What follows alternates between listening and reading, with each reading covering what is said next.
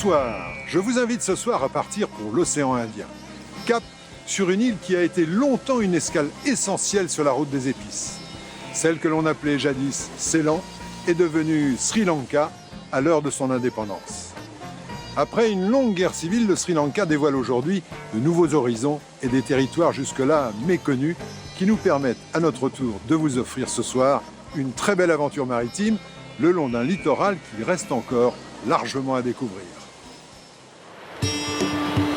C'est une des plus belles îles de l'océan Indien. Depuis des siècles, ici, la mer nourrit les hommes de génération en génération. Une mer qui n'est que sueur et labeur. Beaucoup de ces pêcheurs aimeraient donner à leurs enfants un autre avenir plus prometteur.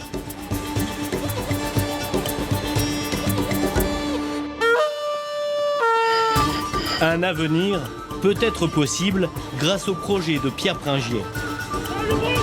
Son pari, mettre le pays au nautisme et faire de la mer un plaisir. Ces gars-là, ils n'ont jamais navigué, alors c'est quand même top. Le Sri Lanka, un bout de terre posé comme une larme au sud de l'Inde. Connu autrefois sous le nom de Ceylan, grâce à son thé. Une plante qui fait encore la richesse du pays.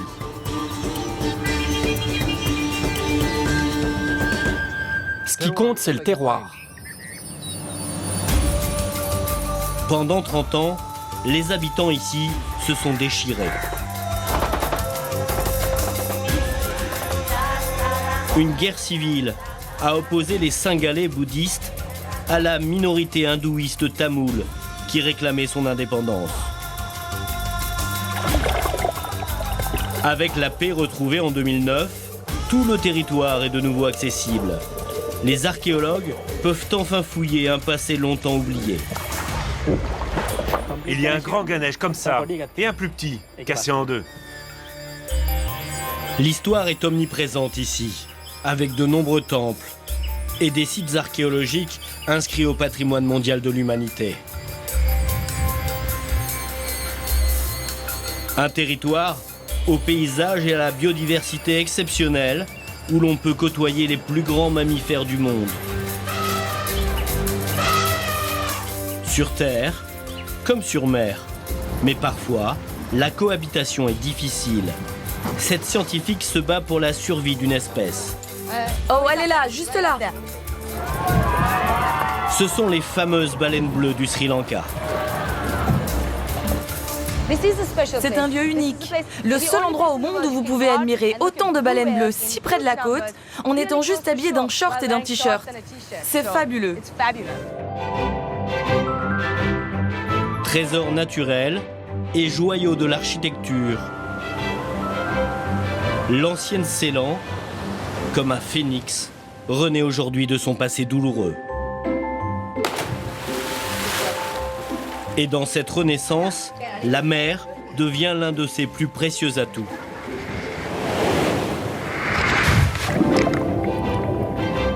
Chaque année, des milliers de touristes viennent chercher ici les plages de sable blanc et les spots de surf magnifiques. Les professionnels du voyage, eux, se précipitent sur la destination.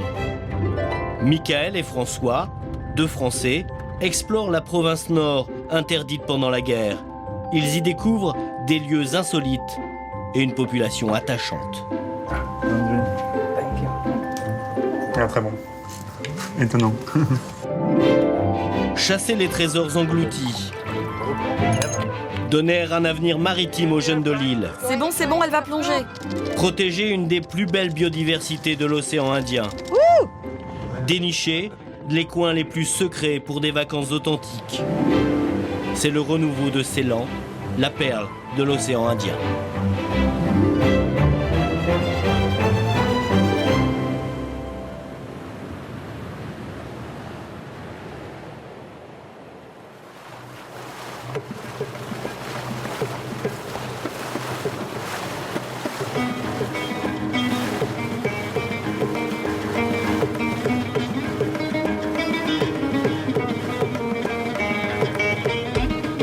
Notre voyage commence sur la côte est du pays. Palita et Amalka sont archéologues. Ils partent aujourd'hui faire une inspection sous-marine au pied de cette falaise où ils n'ont jamais plongé.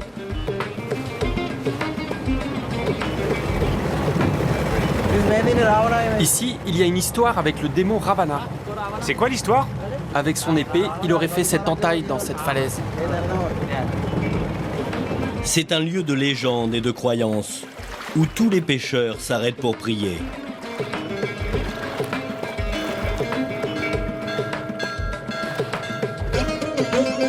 Au sommet de ce piton rocheux se trouve le lieu de culte hindouiste le plus important du pays. C'est le temple de Konesvaram, avec ses trésors dédiés à Shiva.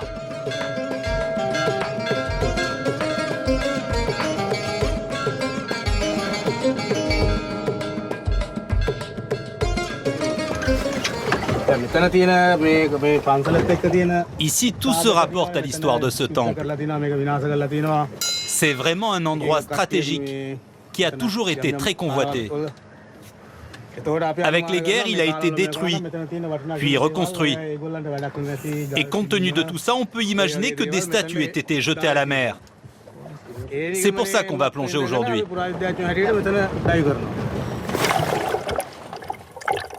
On cherche des indices, on tente de comprendre l'enchaînement des événements. Et avec ça, on espère en savoir plus sur l'histoire de la région.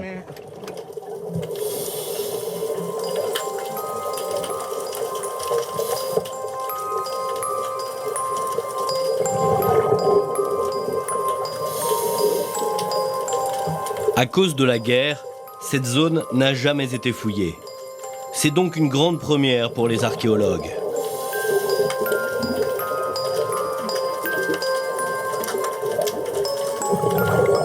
À peine quelques minutes de plongée et déjà les premières trouvailles.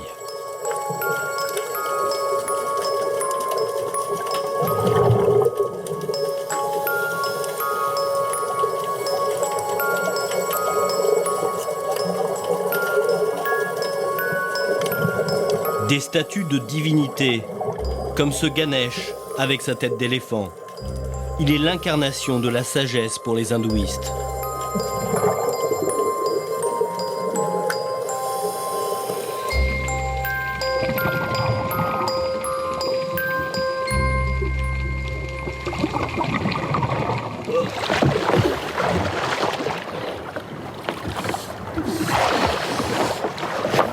Il y a un grand Ganesh, grand comme ça. Et un plus petit, cassé en deux.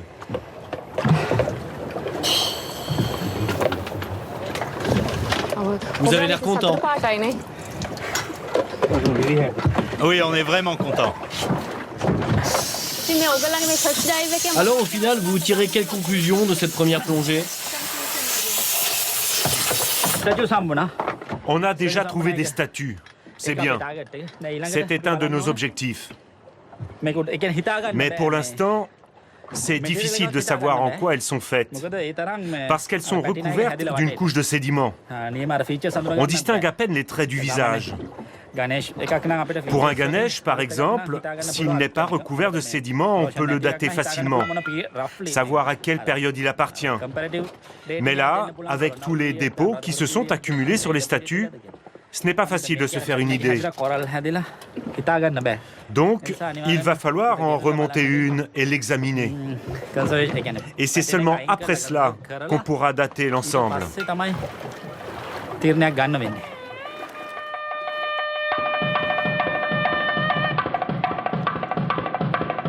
Cette première plongée confirme leur hypothèse.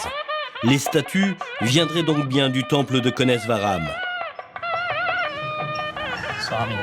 J'espère que le responsable du temple est là. Sûrement, c'est l'heure de la prière. T'as bien prévenu qu'on venait. Pour remonter ces objets sacrés, les archéologues doivent obtenir l'aval des autorités religieuses.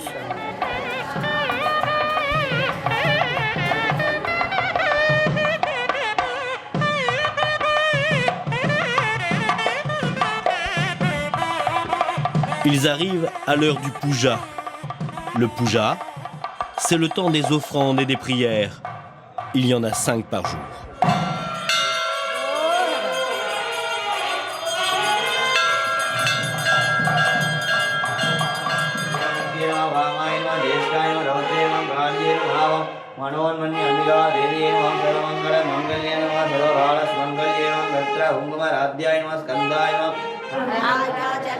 La visite n'est pas seulement diplomatique ou spirituelle. C'est surtout l'occasion de recueillir quelques informations sur l'histoire du lieu.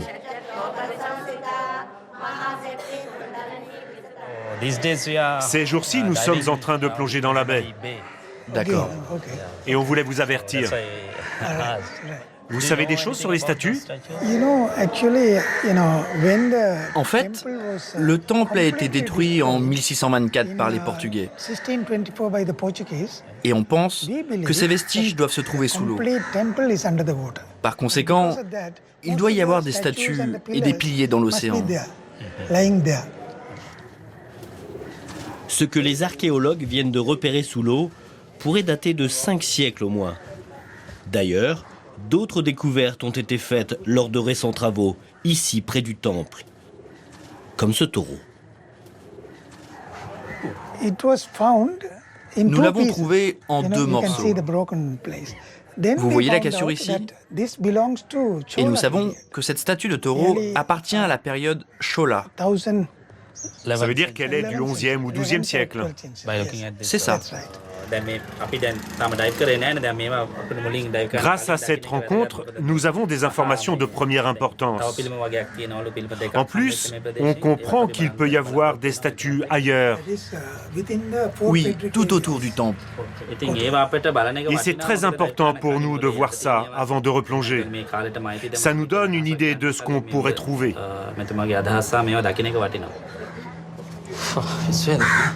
Les archéologues ont programmé d'autres plongées pour les jours qui viennent, afin de remonter les idoles que les Portugais ont sacrifiées dans la mer au XVIIe siècle.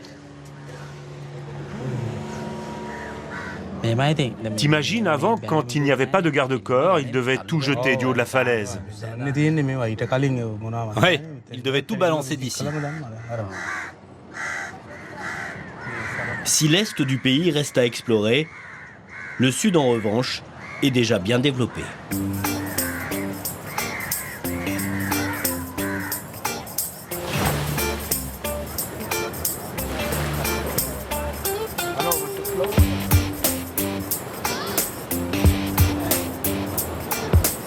Depuis des années déjà, les touristes débarquent du monde entier pour profiter des plages et des spots de surf.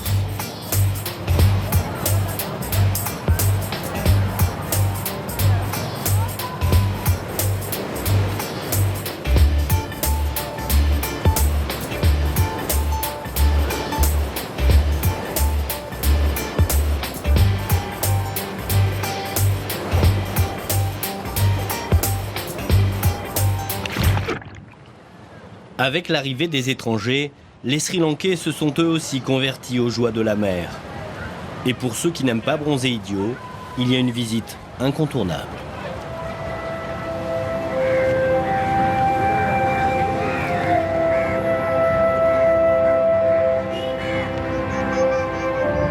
Gaule, une cité fortifiée entre terre et mer, avec son grand phare blanc devenu son emblème. Cette ville fut le port principal de l'île pendant des siècles, occupée tour à tour par les Portugais, les Hollandais et les Anglais. Son architecture coloniale, métissée de style local, fait de Gaule un petit bijou unique dans le pays. Ce site est aujourd'hui classé par l'UNESCO.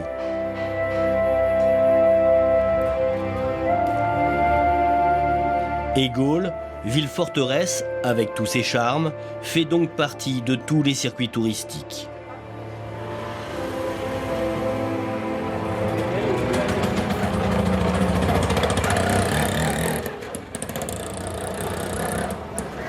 Pierre Pringier n'est pas un visiteur comme les autres.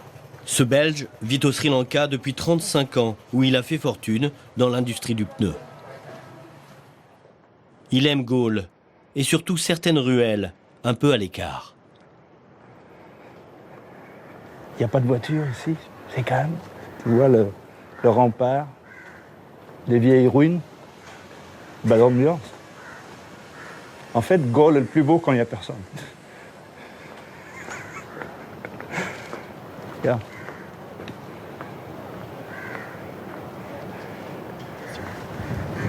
Mais Pierre en est bien conscient. Sans ses visiteurs, Gaulle n'aurait peut-être pas connu de renaissance. Il y a eu beaucoup de rénovations. Il y a eu beaucoup d'investissements aussi par des étrangers qui ont acheté des maisons ici. Donc ça a changé un peu la donne. Mais néanmoins, je crois que c'est un plus pour la ville. C'est-à-dire que ça a amélioré la qualité des bâtiments, ça les a sauvés peut-être? Certainement, ça a sauvé certains. Et ça a donné une qualité un peu supérieure à ce qui pouvait se faire localement. Et je crois que le gouvernement contrôle ça relativement scrupuleusement pour essayer de garder l'esprit d'origine. Si la ville a retrouvé sa splendeur d'antan, la vie de ses habitants n'en est pas pour autant idyllique. Loin s'en faut. Mais ici, on se débrouille. Bonjour, ça va? Comment vont les affaires aujourd'hui? Pas terrible en ce moment, pas terrible. Tu sautes de quelle hauteur? 12 mètres de hauteur par rapport. La profondeur de l'eau, 2 mètres, où il va sauter. Qui c'est cette personne? Mais c'est un jeune qui n'est plus tout à fait jeune, mais il est 26 ans. Mais quand il a starté, mais 14. Donc il a démarré à 14 ans. C'est depuis lors que je le connais. Donc maintenant il a 26 ans, donc il a 12 ans de boîte. Il fait un métier extrêmement dangereux en fait. Il prend des risques tous les jours. Et au début, quand je le voyais, j'ai dit, il était tellement jeune, je lui ai dit, je vais te payer pour ne pas sauter parce que c'est tellement dangereux. Mais il est toujours là, tu vois.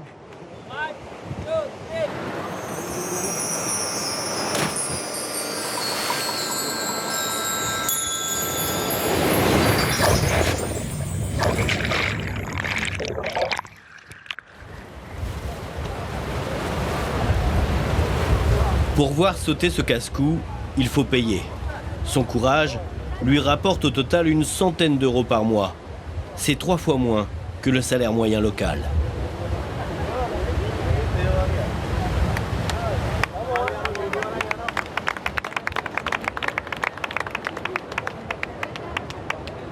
Vous avez l'air attaché aux Sri Lankais. Mais oui, bien sûr. J'ai passé 35 ans avec eux. J'ai construit tout un empire industriel.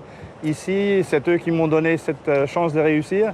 Et je leur dois beaucoup, je les aime beaucoup en fait. Et ils sont très très sincères. Avec ses costumes blancs toujours impeccables, Pierre Pringier, 70 ans, est une mémoire des lieux. Il se souvient notamment d'un jour où la vie de l'île a basculé.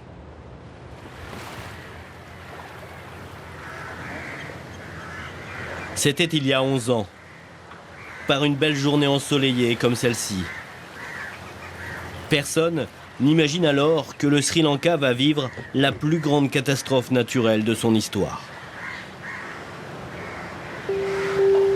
Le 26 décembre 2004, on allait partir, mon fils et moi, sur un bateau, sur ce bateau-là en fait. On avait rendez-vous à 8h30 pour aller faire la plongée. Et à 9h, on voyait subitement l'eau monter, comme s'il y avait une marée assez rapide. Et on reculait systématiquement nos bouteilles, nos équipements de plongée, nos sacs, etc. On ne sait pas ce qui se passe. On se disait, qu'est-ce que c'est?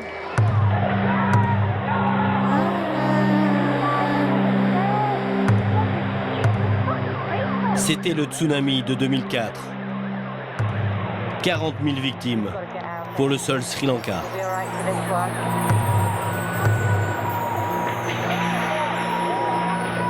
Il y avait des bateaux partout éparpillés sur la route, des gens, des morts, des parents qui portaient leurs bébés morts, des vieux qui étaient morts aussi par le coup. Ce tsunami, c'était like a thunder out of a blue sky. Un coup de tonnerre dans un ciel bleu.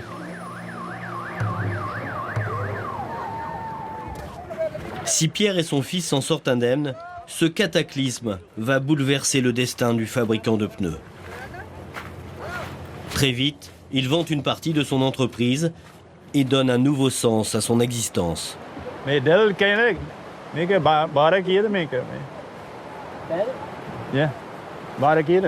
m'a réveillé mon rêve d'enfance que c'était ça que je devais faire maintenant pour rendre un peu à la communauté ici le succès économique que j'ai fait avec mon usine de pneus, mon entreprise de pneus. Donc j'ai pu me mettre tous mes talents d'entrepreneur à leur disposition et ça a été, les 10 dernières années, ça a été que du plaisir de pouvoir rendre ce qu'ils m'ont donné.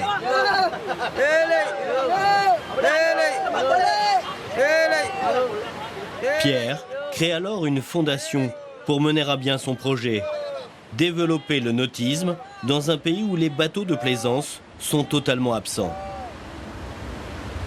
Depuis des siècles, l'île n'est tournée que vers la pêche. Dans les ports, il n'y a que des chalutiers ou des barques de pêcheurs. Comme ici, à Mérissa, où Pierre a installé son chantier naval.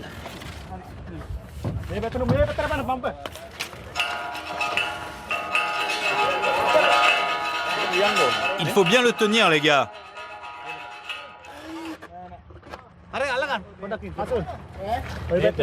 Et il faut mettre une autre cale de bois en dessous. Attends.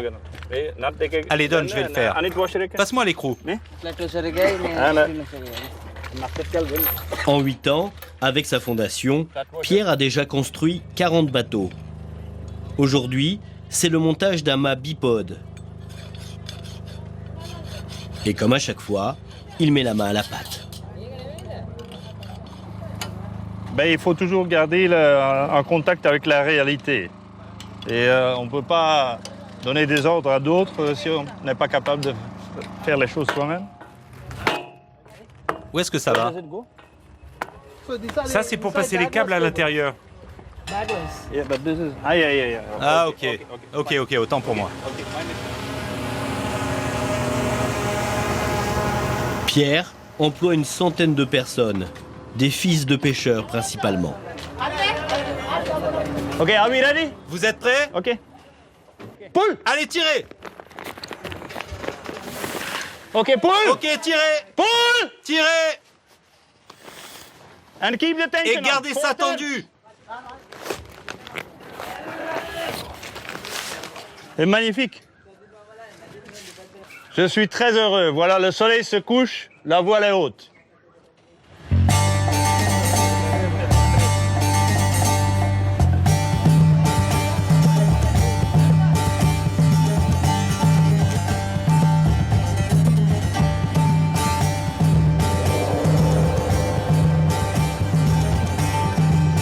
Construire des bateaux, c'est bien.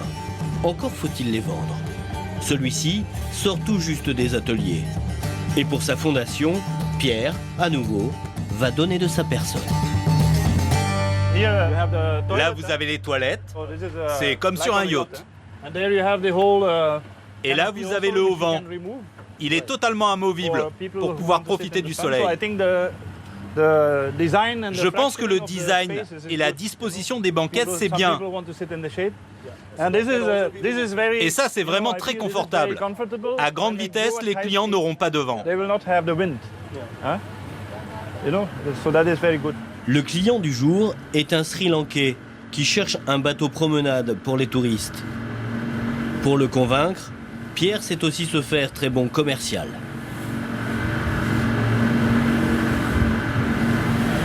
Bon, Asanga, je vous invite à prendre les commandes. C'est votre bateau. Quand vous m'aurez donné le chèque, bien sûr. Je vous souhaite bonne chance.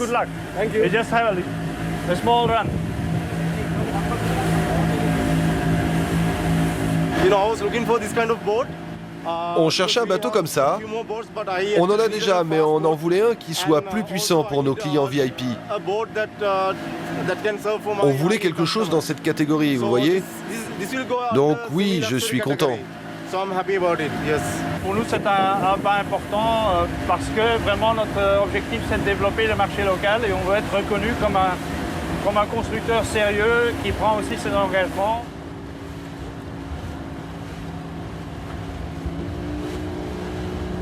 Reste la dernière étape, concrétiser la vente.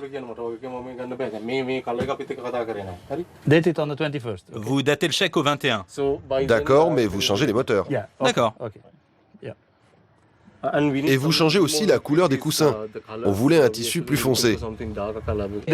Attendez, on vous fait un super prix pour les moteurs de 320 chevaux. Et là, vous parlez de la couleur des coussins? C'est un détail, là, c'est pas possible. On s'est engagé pour les moteurs. Maintenant, vous prenez les coussins comme ils sont. Marché conclu? Non, je ne suis pas d'accord. Ce n'est pas la couleur qu'on voulait. Oui, mais il fallait le préciser avant. C'est un peu tard pour me parler de la couleur des coussins. Ça commence à bien faire, je vais m'en aller là. Je ne peux pas travailler comme ça, vous devez être raisonnable. Nous, on l'a été. Vous avez un super bateau, non? Bon, maintenant, vous remplissez le chèque à la date du 21, et toi, tu lui fais une facture. Allez à Sangha. La comédie a assez duré là. Comme vous avez vu, ce sont des entrepreneurs, ils se bagarrent pour le dernier centime, c'est bien. Et c'est un vrai plaisir, je dois dire, parce qu'en fait, ils sont tous devenus des hommes d'affaires. Vous n'aimez pas payer, hein? Personne n'aime payer. On aime gagner. Vous allez gagner de l'argent maintenant. De l'argent, ce patron va même beaucoup en gagner, en emmenant ses clients voir les baleines au large. Pendant la guerre civile, l'activité était impossible à cause des restrictions à la navigation. Aujourd'hui, elle explose.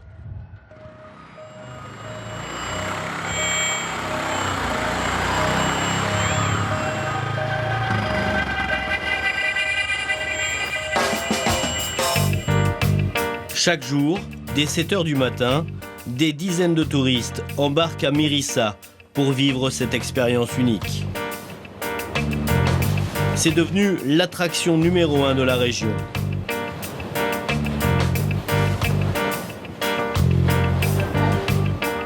Au large, les bateaux font même la course pour être les premiers sur zone.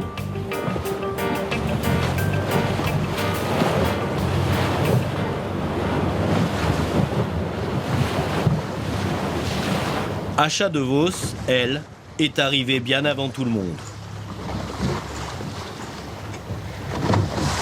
Cette biologiste, spécialiste des baleines bleues, mène un combat pour assurer l'avenir de ces mammifères.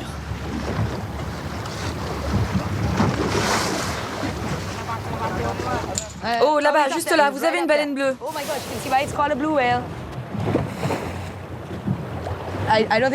Je ne pense pas qu'elle ait plongé parce qu'on n'a pas vu sa queue. C'est comme ça qu'on sait qu'elle plonge en eau profonde. Là, elle doit être sous la surface. Elle ne devrait pas tarder. Ça fait combien de temps qu'elle a disparu? Quand elle plonge, généralement, elle reste 12 à 14 minutes au fond. Donc elle devrait réapparaître vers 6h39. On a un peu de temps en espérant qu'elle sorte dans le coin.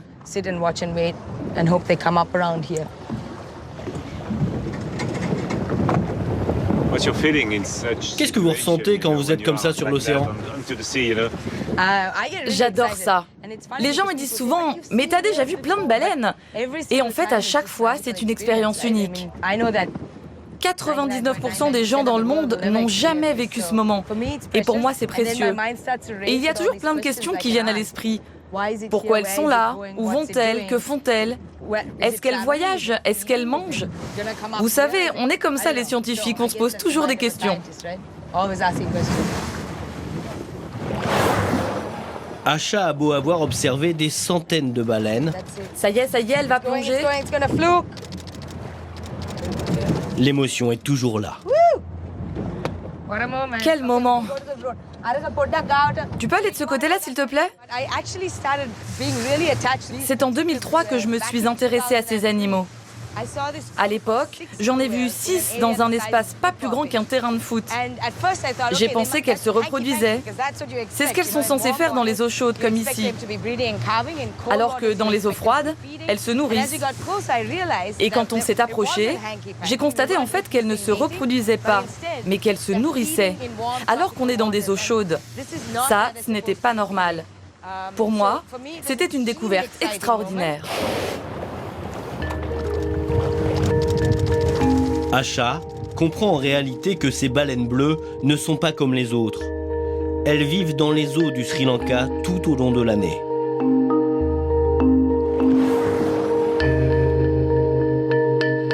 Comme elles ne migrent pas, elles sont donc faciles à observer. Et c'est bien là le problème.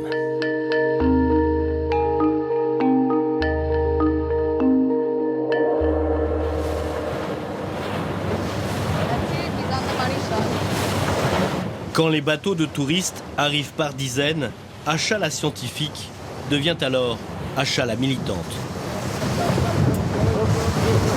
Ralentis s'il te plaît. Allez, slow.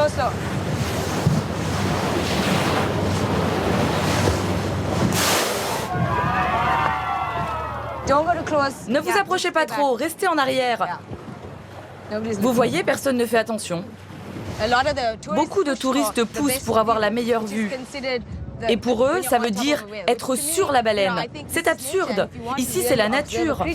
Le mieux, si vous voulez observer un animal sauvage, c'est de garder vos distances, de vous asseoir et de profiter du spectacle.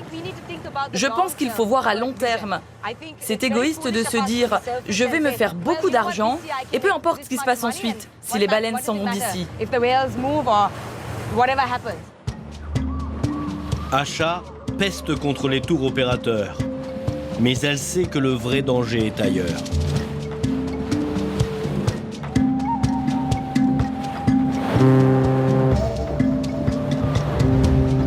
Supertankers, cargos géants et autres porte-containers.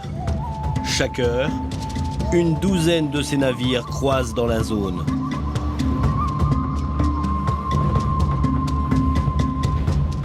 C'est une autoroute des mers, au milieu de laquelle les cétacés viennent se nourrir.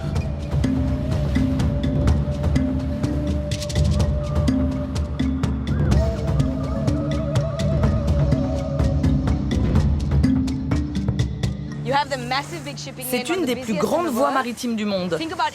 Tout le trafic entre Singapour et Dubaï passe ici. Ce sont des ports majeurs. Et le problème, c'est que ces animaux vivent dans la zone. Et donc, moi, en tant que biologiste qui se consacre à la protection des baleines, ça me fait mal au cœur de voir ça.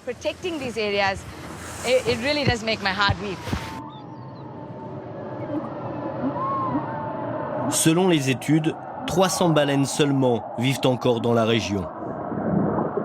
Cette espèce est donc menacée d'extinction.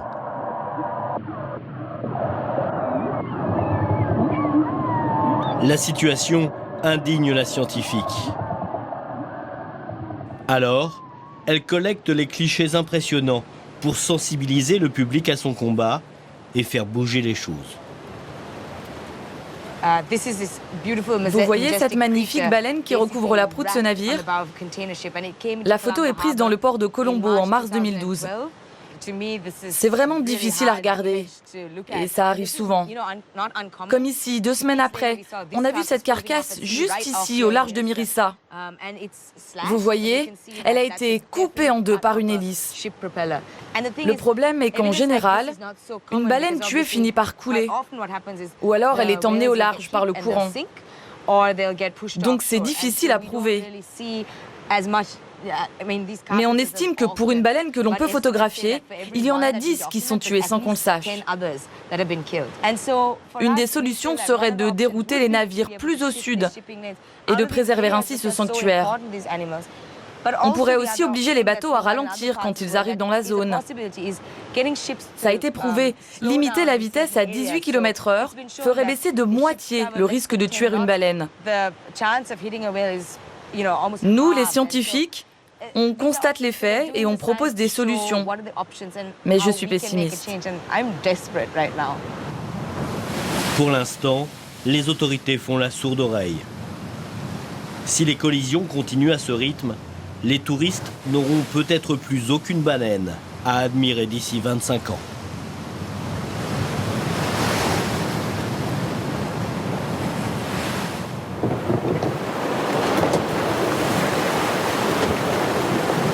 Sur la côte Est, Palita et Amalka, les deux archéologues, poursuivent leur enquête sous-marine. Eux aussi s'intéressent au trafic maritime et surtout à son histoire.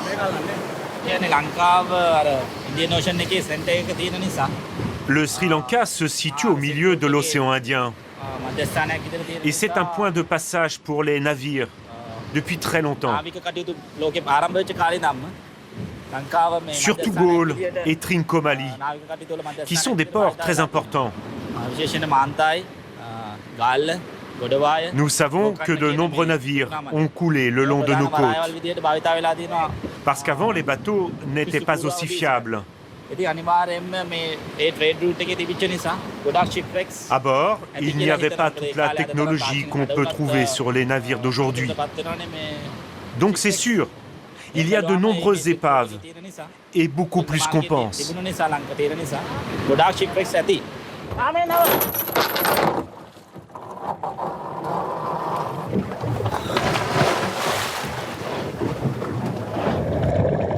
Le Sri Lanka est l'une des plus fortes concentrations d'épaves au monde. On en découvre 4 à 5 chaque année. Celle que Palita et Amalka explorent ce jour-là gît par 15 mètres de fond.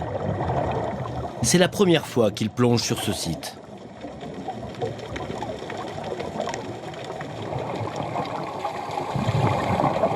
À en croire les gens de la région, il s'agirait d'un bateau à vapeur du 19e siècle. Mais les archéologues veulent en avoir le cœur net.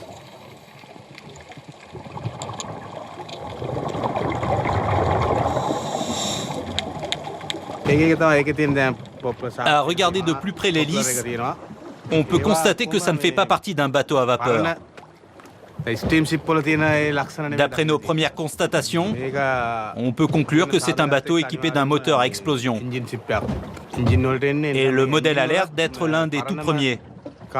En tout cas, je suis sûr que ça n'est pas un bateau à vapeur.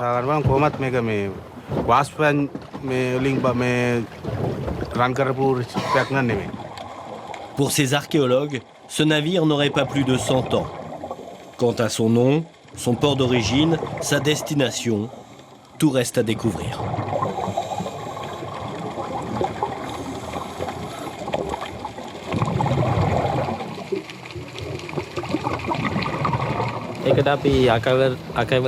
Pour en savoir plus sur ce bateau, nous devons faire des recherches dans les archives.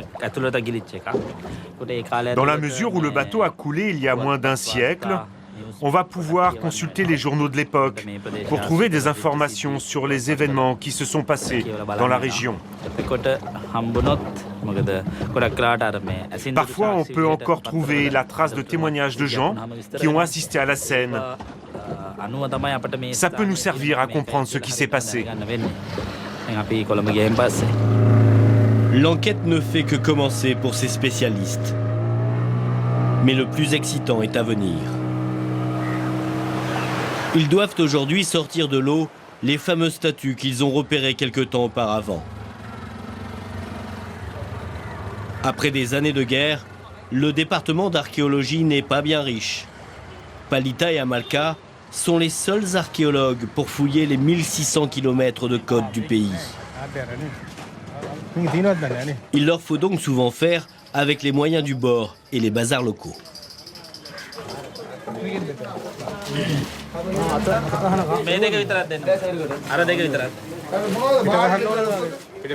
On cherche de la mousse pour envelopper un objet. Montrer voir un peu. Regarde si on n'a pas ça en plus fin. Pas besoin que ça soit épais, la moitié ça ira.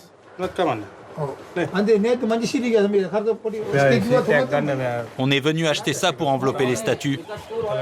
C'est pour ne pas les abîmer quand on va les remonter avec les cordes. Sans ça, on peut les endommager. Ah, merci beaucoup.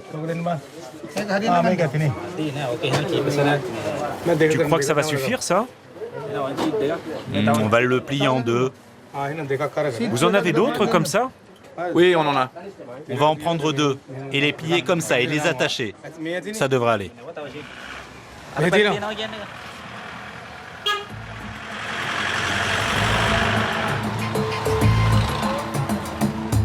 Retour au pied de Konesvaram, le temple dédié à Shiva, dieu de la destruction et du renouveau.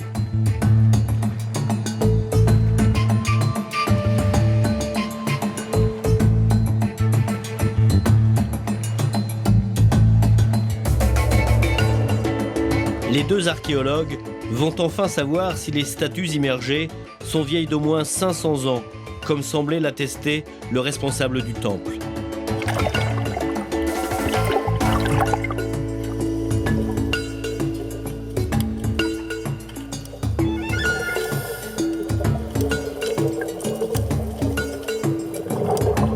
Lors de la descente, une nouvelle pièce attire leur attention. Elle leur avait échappé au moment de la première plongée de repérage.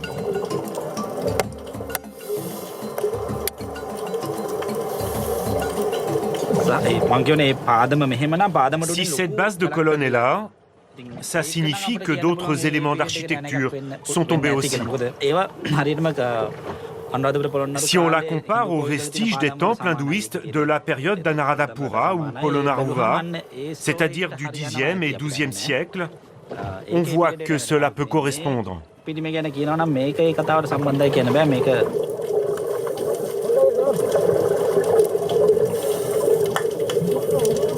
Il s'agirait d'une pièce de l'ancien temple détruit par les Portugais. Mais impossible de la déplacer. Les archéologues se contentent pour l'instant de la répertorier. En revanche, pour les statues, leur équipement de fortune va suffire.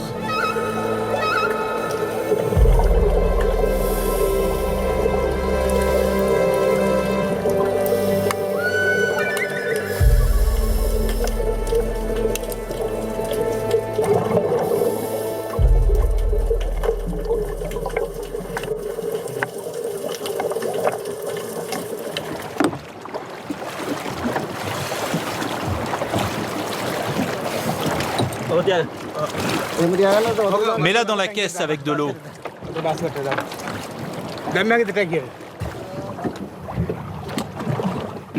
Vous voyez sur ce visage, si on examine les lèvres, le nez, la forme du visage et tout le reste du corps, et d'après les proportions générales, malheureusement, on peut en conclure que cette statue n'est pas très ancienne. Les statues ont commencé à être fabriquées pendant la période de Polonnaruwa au XIIe siècle. Et si on la compare à celle de cette période que nous avons dans nos musées, on voit bien qu'elles n'ont rien à voir. Le style est complètement différent. Pour nous, elle est récente.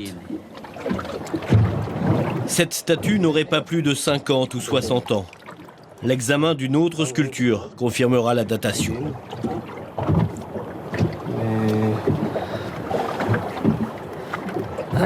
Pas trop déçu quand même? Non, pas du tout. On reviendra pour en savoir davantage. Oui, il faudra fouiller sous les rochers. Mais ça, c'est une mission de plusieurs mois. C'est sûr, on trouvera plein d'autres choses.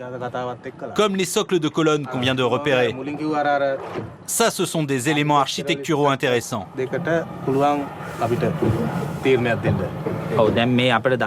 Il faut rester plus longtemps pour tout analyser. On a vraiment besoin de temps. Palita et Amalka savent que beaucoup d'objets sont encore à exhumer. De nombreux sites restent à explorer. Au Sri Lanka, il y a aussi une grande histoire qui relie la mer aux montagnes.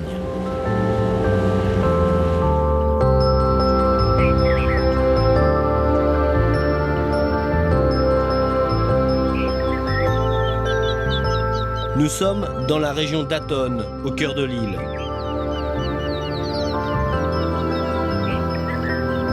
Ici, c'est le royaume du thé.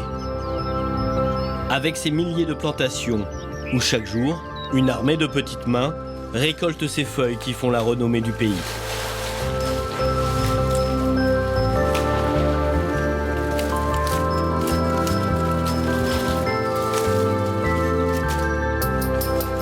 C'est James Taylor, un Écossais, qui importe de Chine cette plante au XIXe siècle. Et c'est dans les bateaux d'un célèbre Anglais, Sir Thomas Lipton, que le thé de Ceylan devient un produit mondialement connu. Un jour, les colons sont partis, mais le thé est resté. Il y a 60 ans, Meryl Fernando achète quelques hectares de plantation. Son thé est aujourd'hui versé dans toutes les tasses du monde. Et cette passion, il l'a transmise à ses 2 fils, qui gèrent maintenant l'empire familial. Il faut planter devant le bâtiment. Oui, on a déjà commencé. C'est bien. En tout cas, c'est mieux qu'avant. Malik est l'aîné de la famille Fernando. Pour développer l'entreprise, la nouvelle génération est passée par les meilleures écoles de management. Mais c'est ici, sur les collines d'Aton, que l'héritier a appris le métier.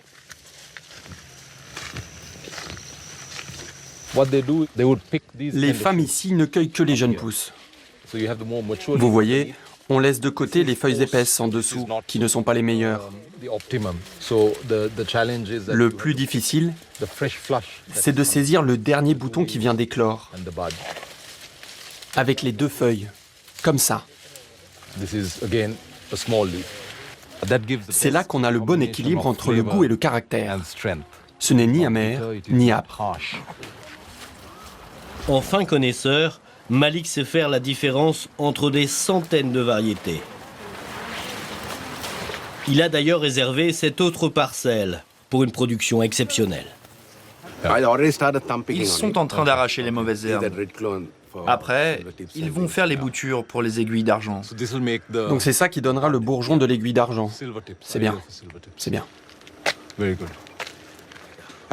Ce sont des théiers particuliers, idéal pour faire ce qu'on appelle les aiguilles d'argent. Je vous ai montré là-bas qu'on prenait le bouton et 2 feuilles. Là, on ne va récolter que le bouton et vous le séchez. Ce thé est très précieux. Il contient un maximum d'antioxydants et subit très peu de transformations. Son goût est très léger, exceptionnel. C'est l'un des thés de Ceylan les plus chers. Sa qualité varie en fonction de l'altitude, de l'humidité et de l'ensoleillement. Mais à son arrivée en France, ce thé peut se négocier jusqu'à 500 € le kilo.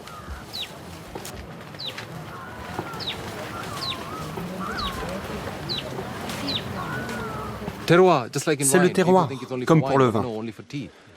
On utilise ce terme pour le vin, jamais pour le thé.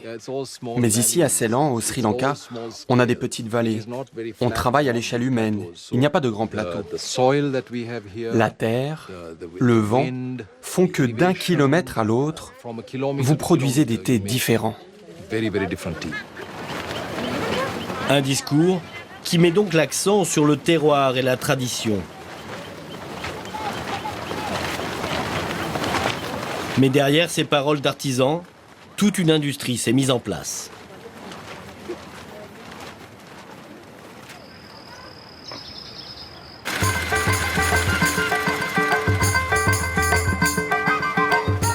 Une fois séchées, broyées, les feuilles sont conditionnées dans des milliards de sachets qui partent sur tous les océans, aux 4 coins du monde.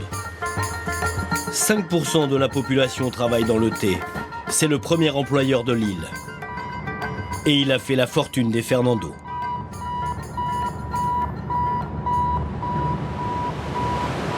Une partie de cette richesse, Malik a décidé de l'investir dans la préservation du littoral. Il a été abîmé et abandonné pendant des décennies de guerre, alors que l'environnement n'était pas une priorité. Pour le conseiller, Malik a enrôlé un scientifique. Le récif s'arrête en face de la rivière. Juste là-bas, c'est ça? Et le récif casse là-bas et repart de là. Et ensuite, il s'arrête et repart à nouveau. Ici, le problème, c'est que les gens utilisaient des explosifs pour capturer les poissons. Et quand on est arrivé il y a 4 ans, il n'y en avait plus aucun.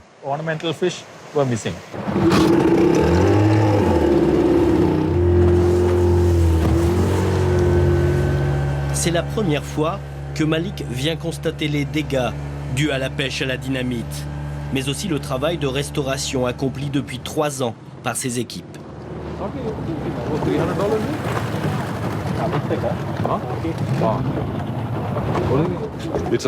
C'est un vrai plaisir. On est vendredi, mais j'ai l'impression d'être samedi. Je me sens un peu coupable. J'ai éteint le portable, plus de mails. C'est bien. Je suis désolé, il ne fait pas beau, mais ce n'est pas la saison. Mais bon. Le grand patron, qui n'a pas vraiment l'air d'avoir le pied marin, a décidé de consacrer tout de même 10% de ses bénéfices à la protection des espaces maritimes.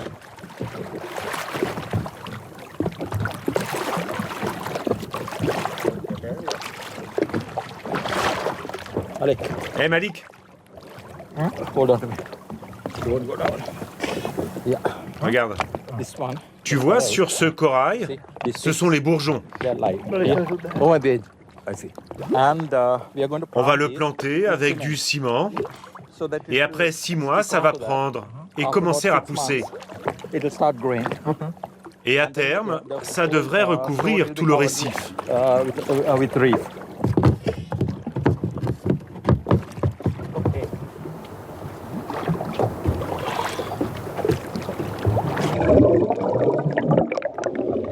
La technique pour replanter les coraux est la même quel que soit l'océan. Les plongeurs grattent la roche et à l'aide d'un ciment marin biodégradable, ils vont fixer les branches.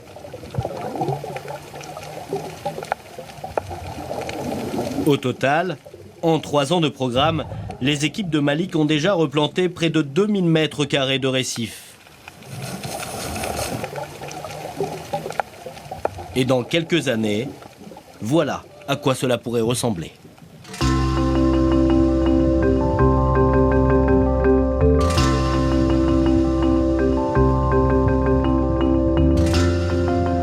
Un paysage sous-marin vivant, l'image d'un Sri Lanka qui se reconstruit et qui pousse Malik à dépenser sans compter, avec une petite idée derrière la tête. Ça pourrait devenir une belle attraction au Sri Lanka, comme dans d'autres pays, avec des gens qui viennent en vacances pour plonger. C'est notre patrimoine. À cause de la guerre, ça n'a pas été protégé. Et notre mission, c'est d'aider à la restauration. C'est important pour l'environnement, mais c'est bon aussi pour le tourisme. Absolument.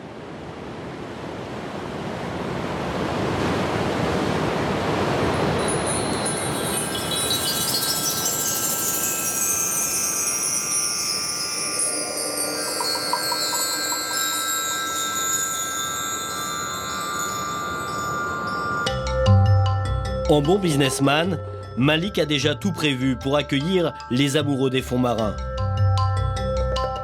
Nous sommes à Cape Weligama, un complexe hôtelier que sa famille et lui ont construit sur 5 hectares dans le sud du pays.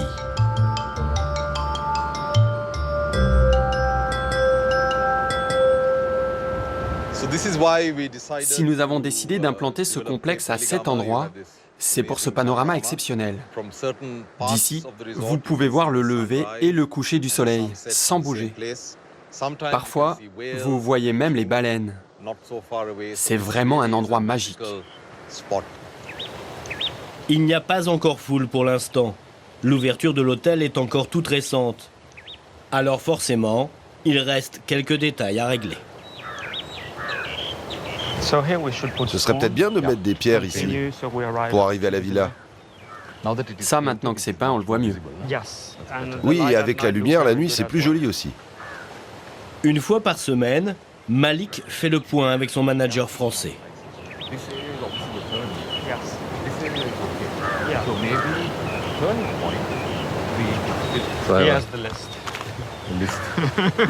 Ça, c'est pour aujourd'hui. Ça, c'est ce qu'on doit faire aujourd'hui à Cape Weligama. C'est impressionnant quand même. Oui, la liste, elle est impressionnante, mais elle change tous les jours. Tous les jours, on a des nouvelles idées. On essaye, ça marche ou ça marche pas, mais au moins, on essaye quelque chose. Et aussi, ça intéresse le staff à se creuser un petit peu la tête que de toujours penser la même chose. So here, in this room, in this bar, one of the biggest... Les chambres, ce sont en fait des villas de 200 à 300 mètres carrés. avec salle de bain design et surtout une belle terrasse. Le tout pour 700 € la nuit tout de même. À ce prix-là, chaque client a sa propre piscine. De quoi attirer un tourisme très haut de gamme, habituellement rare au Sri Lanka. Ici, vous êtes un peu comme chez vous. Si vous voulez, vous pouvez avoir tous vos repas ici. Vous avez votre barbecue, votre propre piscine, des soins à domicile. Vous n'avez pas besoin de sortir. Si vous êtes une célébrité ou en lune de miel, vous pouvez rester dans l'intimité. Vous savez, historiquement, les Sri Lankais étaient tournés vers la terre. La mer n'attirait pas. C'était le monde des pêcheurs. Maintenant, c'est vraiment en train de changer. Mais c'est au nord que le pays change le plus.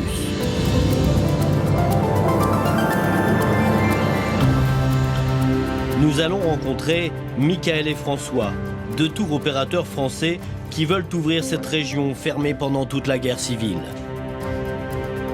C'est un endroit où je me vois bien venir me reposer. Ça peut être sympa. Pierre Pringier, lui, souhaite développer le potentiel de son pays d'adoption. Son prochain voilier sera respectueux de l'environnement, entièrement en fibre de jute. C'est le baptême. Le bébé doit apprendre à nager. Mais le renouveau du Sri Lanka laisse à quai des exclus. Pour gagner leur vie, les pêcheurs doivent prendre toujours plus de risques. Si un jour je me fais arrêter, comment va vivre ma famille ?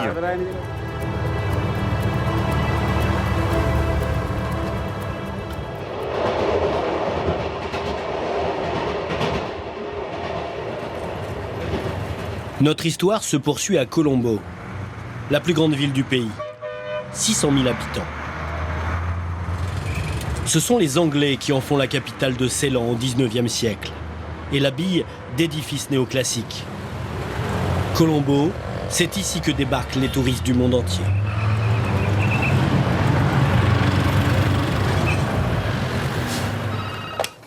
Hello. Dans l'agence de voyage où travaille Michael Delrieux, le téléphone n'arrête pas de sonner. Hello. 7 rooms for 3 days. Les Français sont la 3e communauté touristique, avec 100 000 visiteurs par an en moyenne. On va vous proposer une alternative assez rapidement. Le chiffre est en augmentation constante. La fin de la guerre civile et l'oubli du tsunami ont remis le pays sur la carte du marché mondial du tourisme. On passe des montagnes de thé aux cocotiers en moins de 2 ou 3 heures. On a des sites classés au patrimoine de l'UNESCO qui sont magnifiques. On a des immersions dans les villages qui nous mettent vraiment en contact avec la population locale. Des trains comme nos Michelin d'antan qui sont vraiment très très très sympas. Des chutes d'eau, des cascades, une flore et une faune très riche, que ce soit des éléphants au foison. C'est assez complet, c'est très complet. Ouais.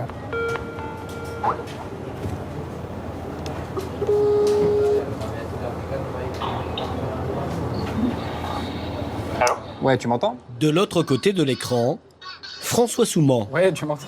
Son collègue à Paris. Tu m'entends ? Ouais. 2-3 tarifs intéressants là, sur des hôtels à Jaffna. Faudrait monter assez vite fait, on a eu quelques demandes. Je pense que c'est le temps d'y aller, donc là, prochaine visite, on essaye de caler ça pour 3-4 jours. Ensemble, ils doivent aller repérer un nouveau circuit dans le nord du pays. Bonne journée, plus. Ciao.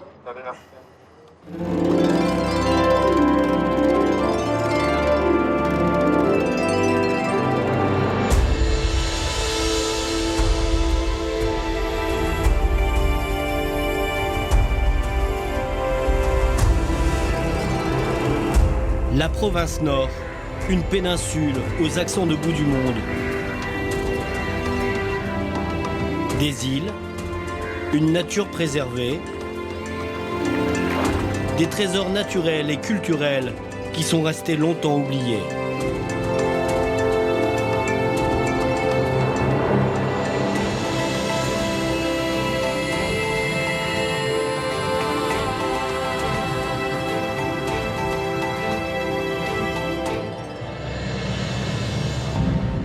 Car le nord, c'était le fief des tigres tamouls. Pendant 30 ans, toute la région était interdite aux étrangers à cause de la guerre civile. En 2009, les armes se sont tues.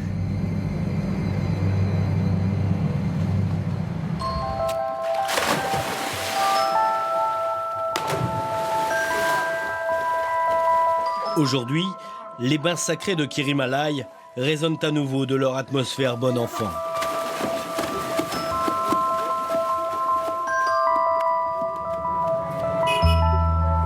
Jaffna, la capitale de la région, retrouve son animation d'antan.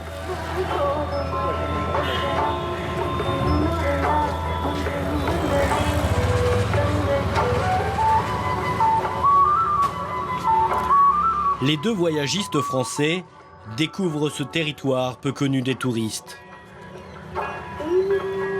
Comme le fort de Jaffna, construit par les Hollandais au XVIIe siècle pour protéger les routes maritimes. C'est par ce monument majeur que Michael et François commencent donc leur repérage.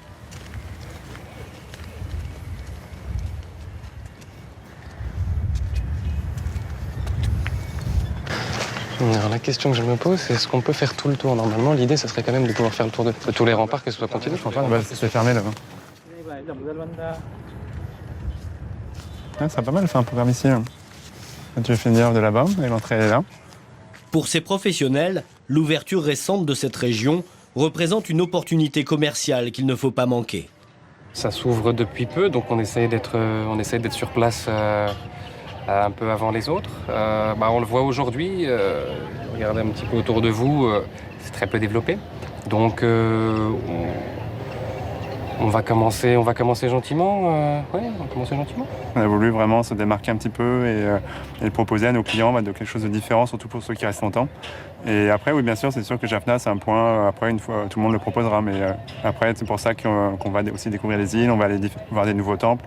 Et ce qu'on cherche, c'est des endroits un peu méconnus et parfois vraiment très intéressants. Votre impression sur le fort 30 minutes, on a fait le tour, mais c'est à faire, donc on le fait.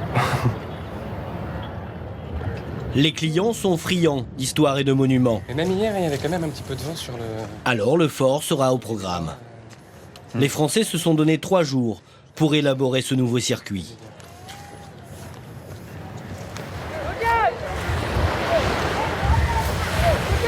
En attendant que les touristes apportent leurs devises, les habitants de Jaffna continuent de vivre principalement de la pêche. Pour gagner quelques centaines de roupies supplémentaires, ils pourraient bien embarquer des clients de Michael et François.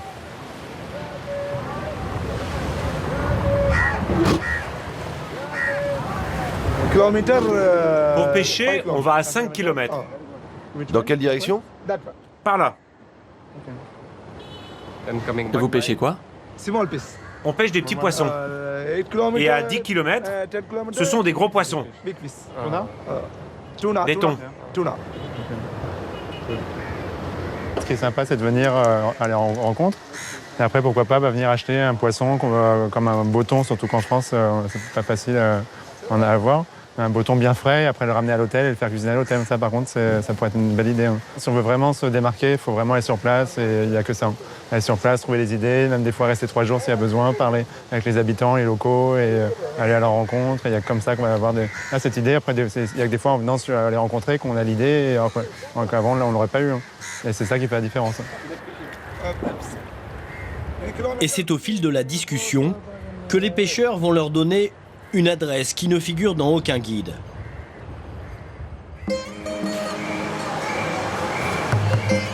Cette usine de filets a été ouverte par une ONG pour venir en aide aux veuves de guerre tamoules. Michael et François cherchent à privilégier la relation avec l'habitant.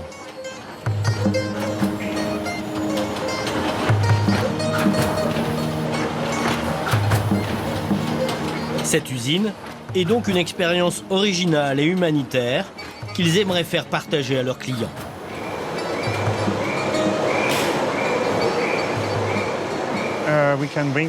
Est-ce qu'on pourrait faire venir des touristes pour qu'ils découvrent l'usine? C'est possible? Oui, bien sûr, vous êtes les bienvenus. Ça nous ferait de la publicité. Vous savez, c'est une entreprise importante à Jaffna. On emploie 85 personnes.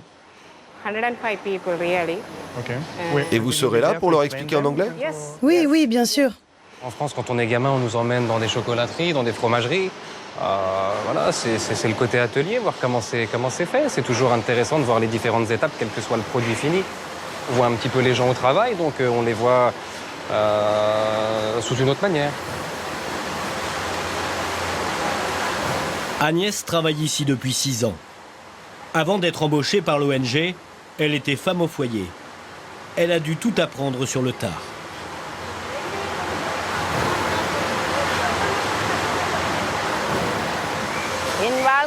J'aurais eu beaucoup de mal à vivre sans cette usine. C'est sûr, mon enfant et moi, on vivrait sous le seuil de pauvreté. C'est grâce à cet atelier que nous mangeons chaque jour. Et moi, je suis heureuse de travailler ici. Les gens doivent savoir qu'une usine comme ça existe. J'en ai besoin, et beaucoup d'autres personnes comme moi aussi.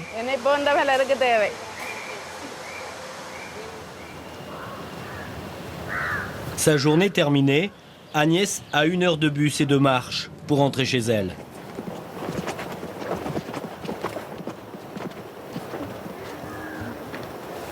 Chaque jour, elle honore la mémoire de son mari, un civil tué aux dernières heures de la guerre. Mais derrière la flamme du souvenir, elle pense désormais avec émotion au futur de son fils. Depuis que j'ai ce travail, je me sens en sécurité. Je suis rassurée. Si je continue jusqu'à mes 55 ans, je pourrai offrir quelque chose à mon enfant. Je vais pouvoir assurer son avenir.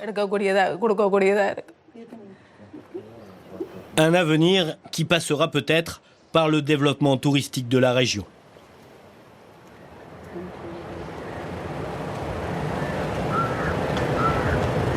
Pour terminer leur première journée de repérage, Michael et François veulent trouver ce que beaucoup de touristes viennent d'abord chercher en vacances. Une belle plage. Et depuis la route, celle-ci a l'air idyllique. On peut les ramasser pour faire le feu à la maison. Le sable est joli, mais quand même pas très... En fait, il y a des petites poubelles un peu partout, dommage. C'est une méduse. Ce qui est sûr, c'est qu'on ne va pas venir pour se baigner ici, on ne va pas faire un séjour balnéaire sur cette plage, ça c'est sûr et certain. C'est pas possible, il y a des chiens, il y a des détritus, il y a des poubelles. Bon, non, on prendra les centres d'intérêt qui nous intéressent et qui intéresseront les gens, le public. Mais sinon, on fait l'impasse et on le proposera ailleurs, parce qu'il y a quand même d'autres coins bien plus sympas pour le balnéaire qu'ici. Les 2 Français vont devoir trouver une autre plage. Ce sera peut-être dans les îles voisines qu'ils doivent visiter le lendemain. On leur a dit qu'elles étaient exceptionnelles.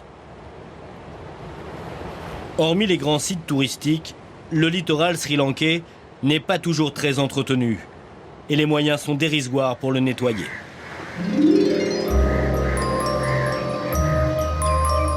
Dans le sud, le paysage est parfois souillé par des embarcations de pêcheurs à l'abandon.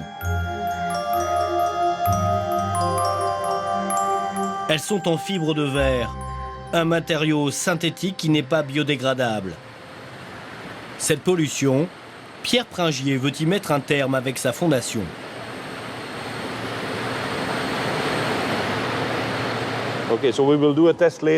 Bon d'accord, on essaiera ça plus tard. Aujourd'hui, on fait comme d'habitude, et puis on voit ce que ça donne. Pierre s'inspire d'une idée révolutionnaire.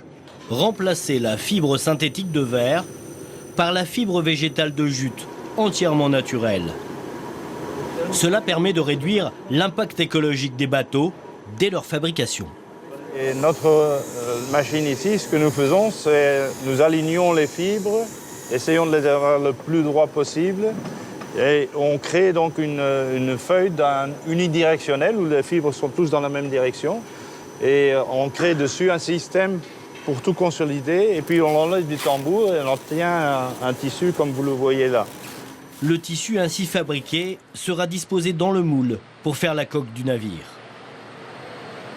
Et ce jour-là, l'industriel va découvrir les premiers résultats. Oh, you're busy, my God. Oh mon Dieu. That doesn't look ça good, ne va hein? pas du tout. Ça ne ressemble à rien. Comment on a pu en arriver là? Ça, c'est le rouleau. Ouais. Là, c'est peut-être un peu mieux. Bon, écoutez-moi, il ne faut plus rouler les bandes de jute.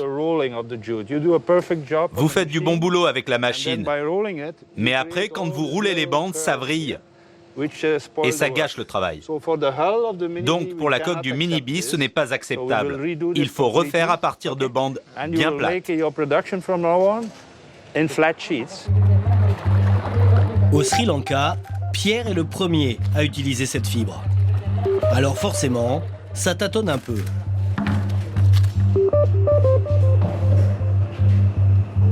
Il a décidé de tester sa technique d'abord sur un Mini-B, un petit voilier de 6,50 m.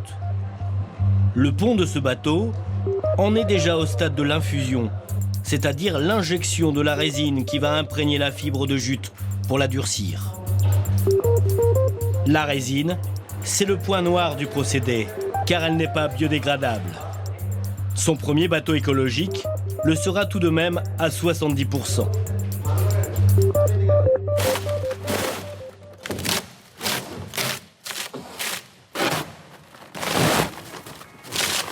« 24 heures plus tard, la résine a séché. Le pont est démoulé. Ça me semble parfait. Hein?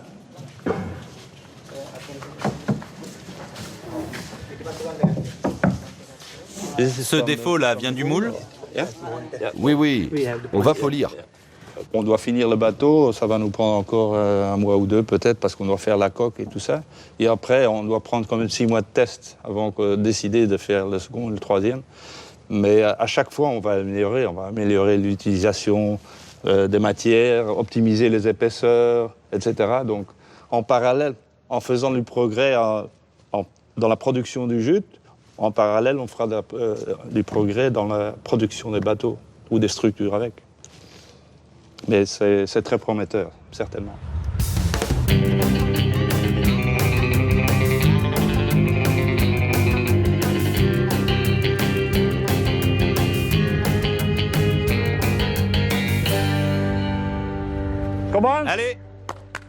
Allez, on y va les gars. 2 mois ont passé.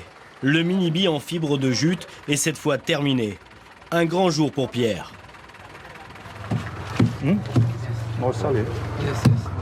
Qu'est-ce que vous regardez là? Ben, je regarde l'aspect de la coque. Ici on voit des déformations locales. Et en fait, j'ai l'impression qu'on en a moins qu'avec le verre parce qu'on a mis une plus grosse épaisseur. On a pris une petite réserve. Bon, ça nous a coûté un peu de poids, mais pour le premier, on n'a pas voulu prendre de risque. On veut d'abord prouver que ça marche. Et ensuite, on va réduire.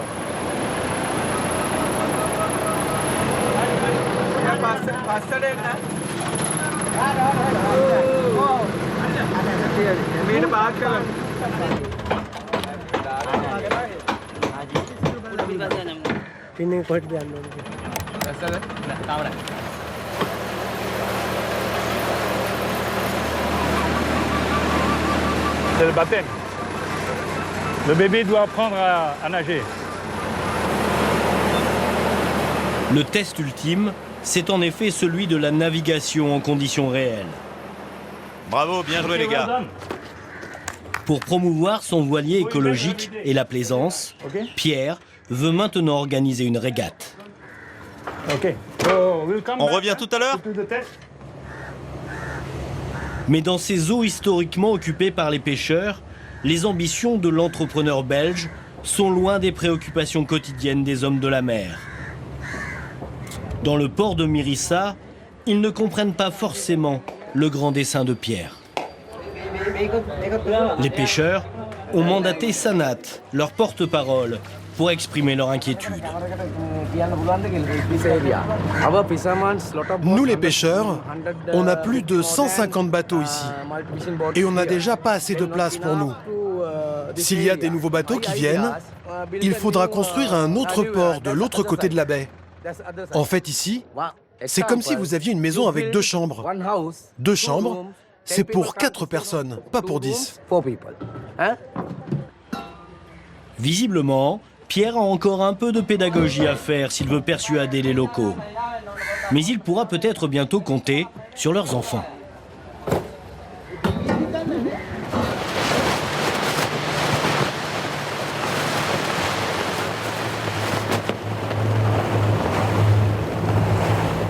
Avec sa fondation, Pierre a en effet créé une école de voile pour former une nouvelle génération au métier du nautisme. Ce jour-là, ils sont 3 en stage. Ils n'ont jamais mis les pieds sur un voilier.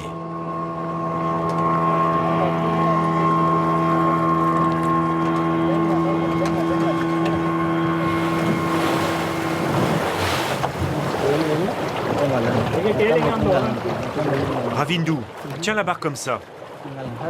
N'aie pas peur. Maintenant, tu regardes droit devant toi.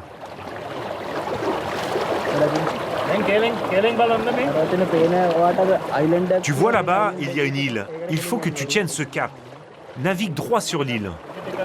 Ravindou, 20 ans, est très fier de tenir enfin la barre. Il est sans emploi depuis quelques mois. Pousse un peu comme ça. Voilà, très bien. J'aime naviguer parce que j'ai un lien avec la nature. Ce n'est pas uniquement mécanique, c'est le vent qui dirige le bateau. Je me sens proche des éléments. Le vent et la force du poignet font naviguer ce bateau. Voilà ce qui me plaît. Et ce que j'apprends ici va pouvoir m'aider à atteindre mon but.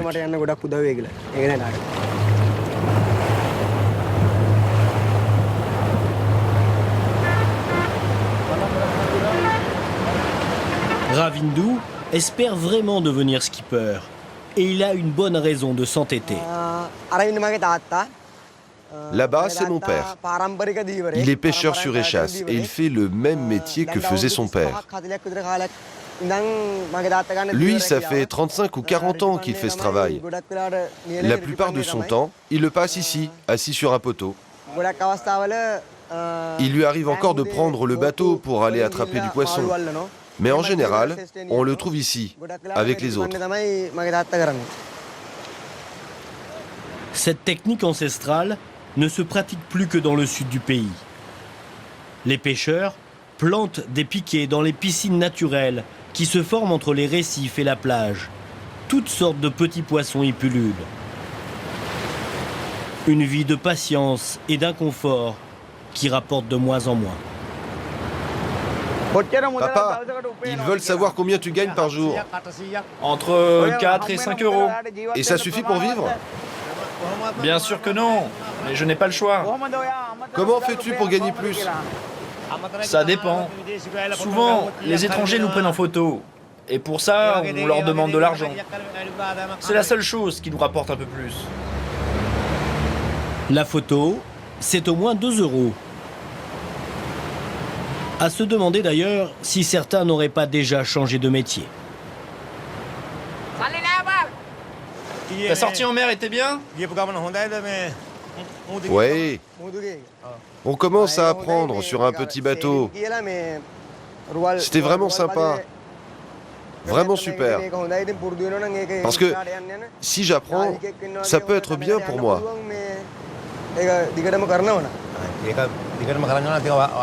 Si ça peut te permettre de gagner un bon salaire, franchement, il faut que tu le fasses. Oui, je sais, mais j'ai besoin d'argent pour vivre à côté. Si on m'aide pour apprendre, je pourrais peut-être y arriver. Mais j'ai besoin d'aide pour suivre la formation. Peut-être. Mais tu sais bien que nous, on n'a pas d'argent pour ça. Essaye d'en discuter avec eux pour qu'ils financent ton projet. Oui, avec tes revenus et toutes les dépenses de la maison, c'est sûr que vous ne pourrez pas beaucoup m'aider. Je pourrais réussir seulement s'ils m'aident. Nous, on ne pourra pas, c'est sûr. Tu dois discuter de ça avec eux. Ravindou est donc condamné à s'inventer un avenir dans le nautisme. Car les pêcheurs sont les exclus de la renaissance du Sri Lanka.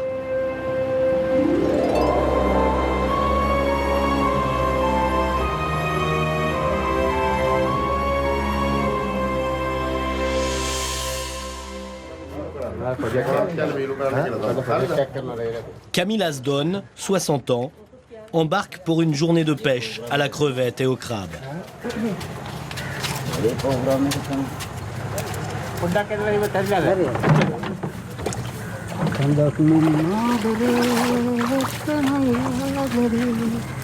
Il est 4 heures du matin. Nous sommes à Negombo, sur la côte ouest du pays.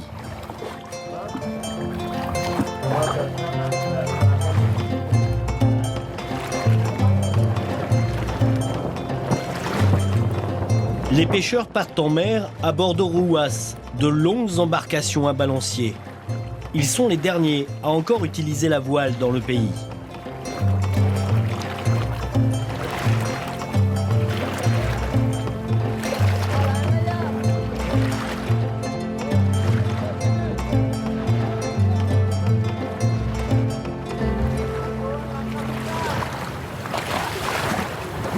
Camillas travaille avec son beau-frère et 2 autres membres du clan.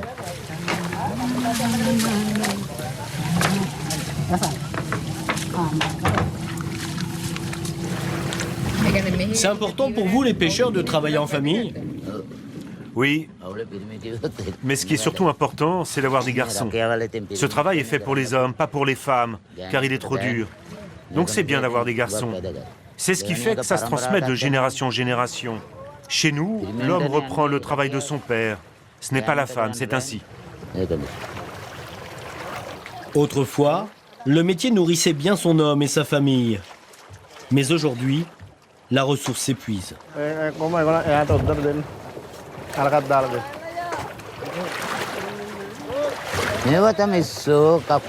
Regardez, quelques crevettes, des crabes, quelques poissons.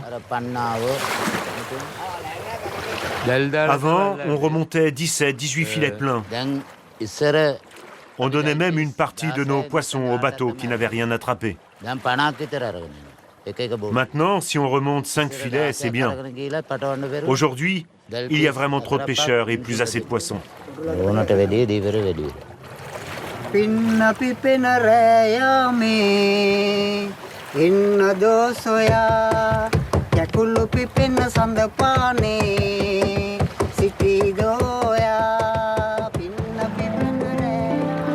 Pas de pêche miraculeuse pour Camillas et les Orouas partis en mer. Comme pour les pêcheurs sur échasse, peut-être qu'ils ne seront plus bientôt qu'un joli cliché pour touristes en quête d'exotisme. Les centaines de barques à moteur qui chaque matin envahissent la plage de Negombo signent peut-être la fin d'une époque.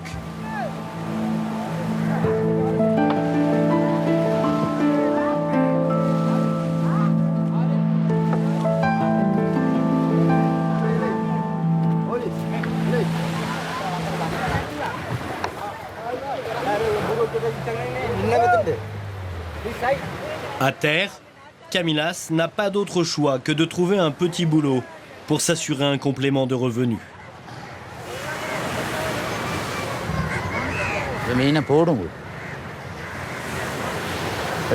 T'as quelque chose pour moi? Quand je ne pêche rien, j'achète le poisson des autres et je le vends. C'est mon petit business. Je demande aux patrons des bateaux qui sont là s'ils ont besoin de moi. Et mon salaire est fonction du prix du marché. Moi, je vis de la pêche. Il y a des gens qui vivent de la vente des poissons. Si moi je commence à vendre, eux ne vont rien gagner. Donc, je leur donne le poisson que je pêche pour que eux gagnent leur vie aussi.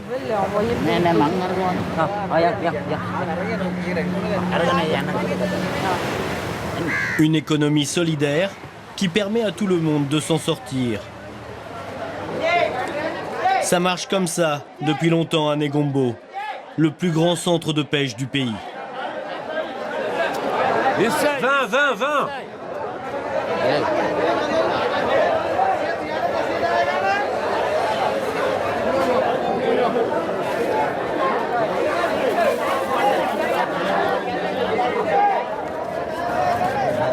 Dis-moi combien t'en veux. Quand vous vendez un panier comme ça, vous gagnez combien? Moi, ça me fait 100 roupies. En fait, si je vends 10 paniers, ça me fait 1000 roupies. C'est comme ça, 10 paniers, 1000 roupies. C'est ma commission. Kamilas gagne en moyenne une centaine d'euros par mois seulement. Au Sri Lanka, les pêcheurs qui veulent vivre dignement doivent prendre le large. Mais partir plus loin, c'est mettre sa vie en danger. Demain, nous embarquerons sur un chalutier pour une campagne en haute mer.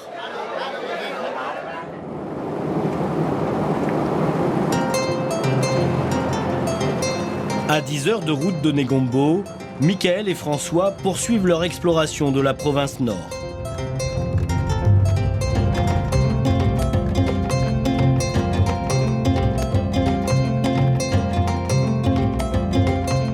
À Jaffna, ils ont retenu le fort, l'usine de filets, mais sont toujours en quête d'une plage et de lieux insolites. Cap sur de petites îles, au large de la péninsule, loin de l'agitation de Jaffna.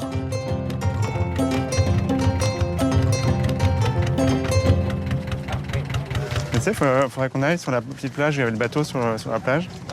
Ouais. Et même voir après, imaginons, on peut organiser un déjeuner. Première étape, Nainativu. On leur a dit que l'île était une des plus belles cartes postales de la région.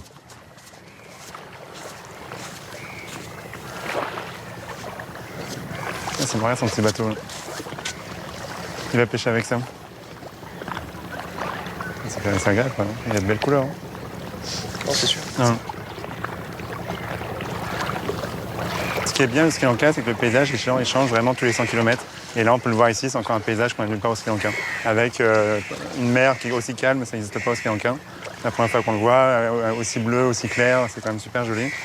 Et non, c'est vraiment intéressant de venir ici. C'est de l'autre côté parce que... Ce site a peut-être de quoi attirer les clients. Encore faut-il qu'ils puissent manger sur place. Et malheureusement, il n'y a aucun restaurant sur l'île.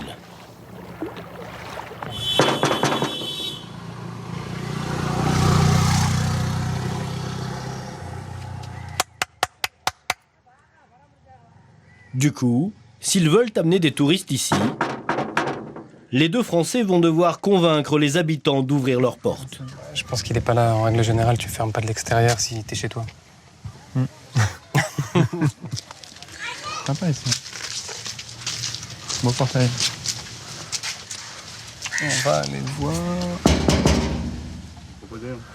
Ça marche, il y a des habitants qui acceptent de faire à manger pour les groupes. Au Sri Lanka, beaucoup. Après, bon, c'est jamais des gros groupes. Sinon, il y a un groupe de 10 personnes, même des familles de 4 personnes, où on arrive facilement à l'organiser.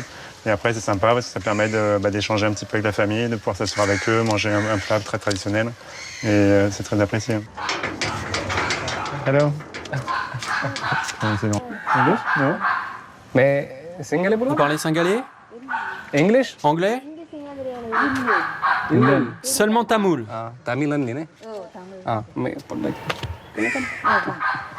La maîtresse de maison parle uniquement tamoul. La traduction doit se faire à distance. Pas facile de s'entendre donc. Surtout quand on utilise un téléphone portable pour la première fois.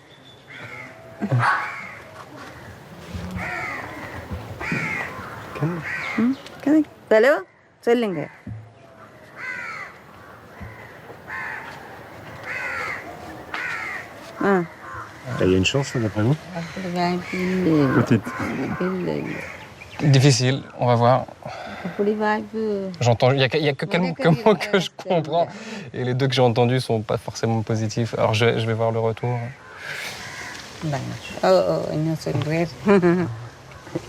Ouais. Dis-moi ce qu'elle dit. Dis-moi, qu'est-ce qu'elle te dit? Qu'est-ce qu'elle dit? Michael et François vont finalement avoir un avant-goût de ce que mangeront leurs clients.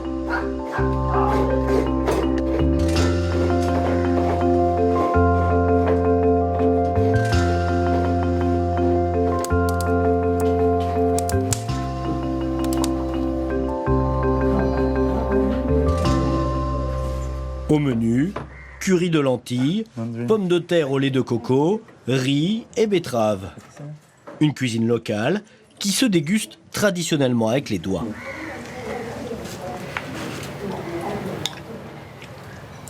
Alors? Très bon. Étonnant. Pourquoi c'est étonnant? En quoi c'est étonnant?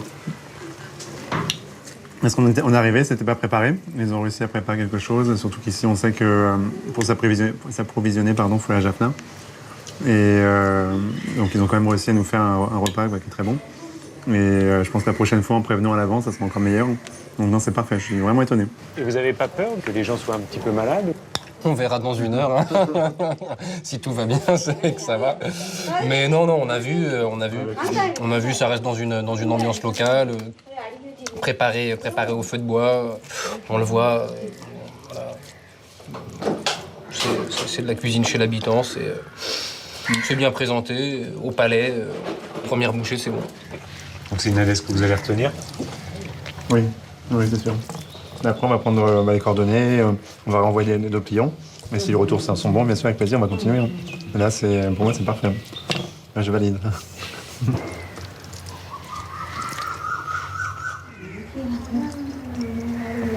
En échange de son accueil, la famille touchera 4 € par convive.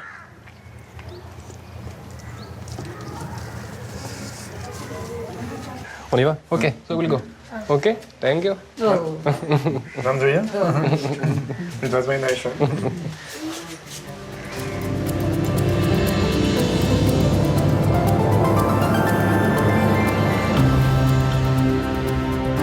Dernière étape du repérage. Un endroit insolite, accessible uniquement par bateau.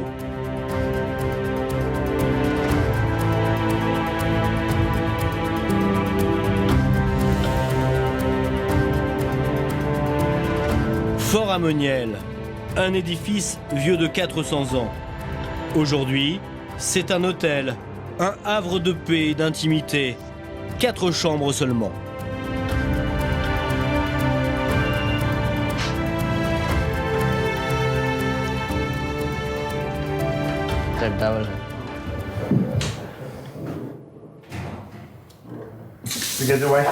Vous avez le Wi-Fi? Oui. C'est gratuit? Non, c'est payant. Je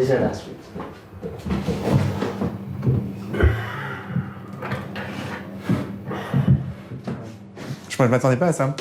Je pensais que ce serait beaucoup plus simple, que ce serait vraiment une chambre, juste un lit, une petite salle de bain. Et en fait, non, c'est quand même assez joli, c'est super propre. C'est calme, c'est vachement reposant. Donc ça peut permettre aussi de se faire un petit break. C'est... Moi, c'est un endroit où je me vois bien venir un week-end pendant 2 jours, me reposer. Ça peut être sympa. On peut avoir une chambre pour 3? Non. Ah, seulement des doubles, ok.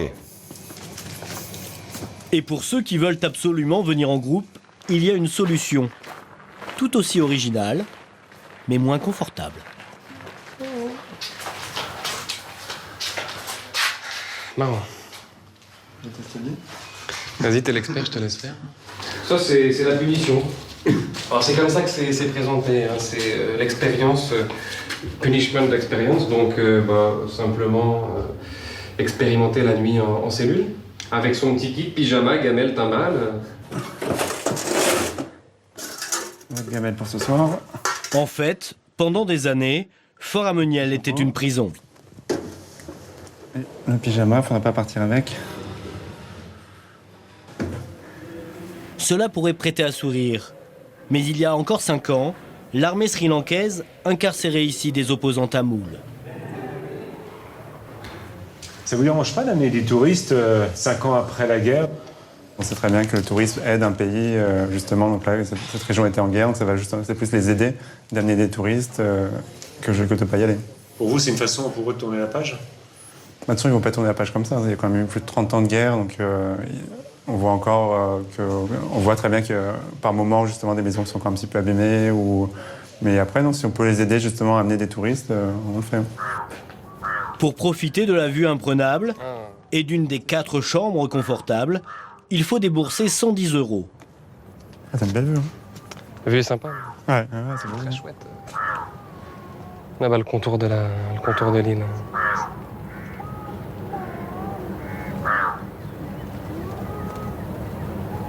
Même en étant couvert, c'est très sympa, donc je pense que par un temps bien dégagé, ça doit être vraiment très, très bien.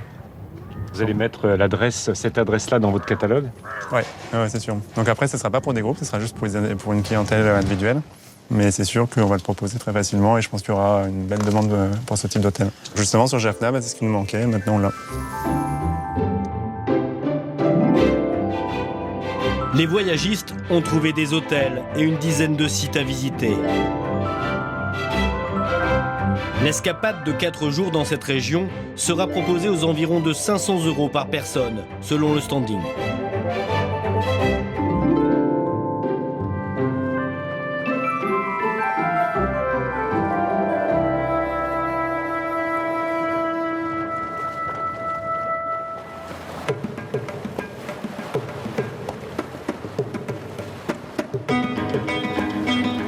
Pour les pêcheurs de Negombo, une nouvelle campagne s'annonce. Une mission dangereuse, car ils doivent s'éloigner toujours plus des côtes pour remplir leur cale.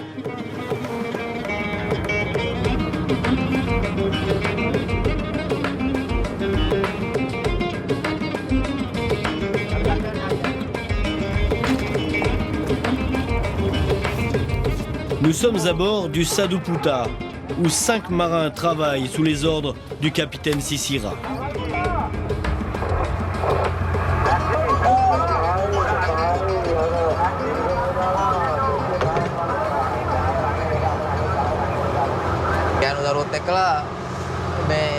Ah, ça fait 26 ans que j'ai commencé dans le milieu de la pêche. Et à ce jour, je peux dire que tout va bien.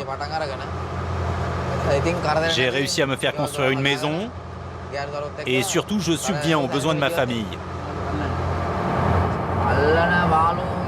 Ici, on attrape principalement des thons albacores. On doit partir à 45 km des côtes pour les pêcher. C'est à partir de là qu'on a du poisson. Sinon, il faut aller encore beaucoup plus loin. S'il va plus loin, ce capitaine risque bien de ne pas revenir.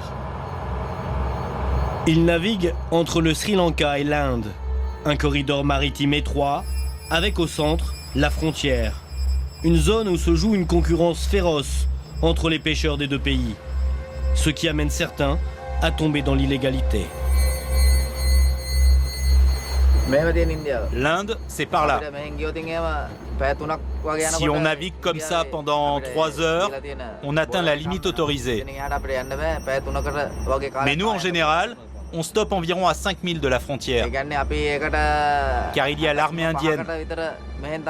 Et on ne prend vraiment pas le risque de se faire arrêter. Donc on essaie toujours de rester du côté sri-lankais, du côté autorisé, à 5000 de l'Inde.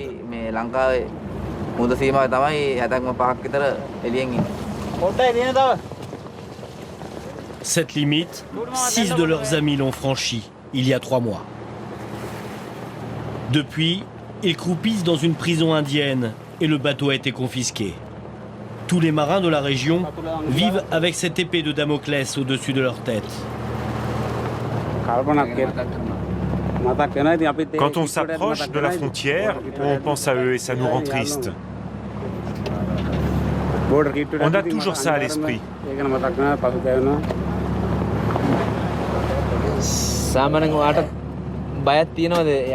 Et vous avez peur que ça vous arrive aussi? Oui, bien sûr que ça me fait peur. Vous imaginez si un jour je me fais arrêter? Comment va vivre ma famille? Je suis le seul à ramener un salaire. Il n'y a personne pour aider ma femme et mes enfants. Les marins qui sont sur ce bateau sont comme mes frères.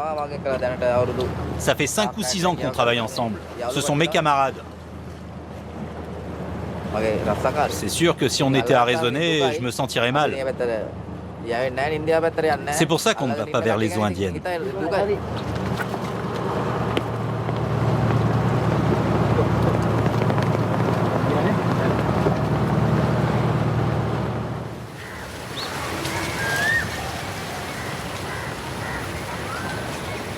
Dès son retour au port, le capitaine Sisira passe souvent voir les familles de collègues emprisonnés. Un soutien moral et matériel aussi. Il y a quelqu'un? Oui, je suis là. Merci. Merci beaucoup pour tout ça. Alors dis-moi, comment ça se passe? On n'a pas de nouvelles, je ne saurais te dire. C'est toi qui devrais m'en apporter, non?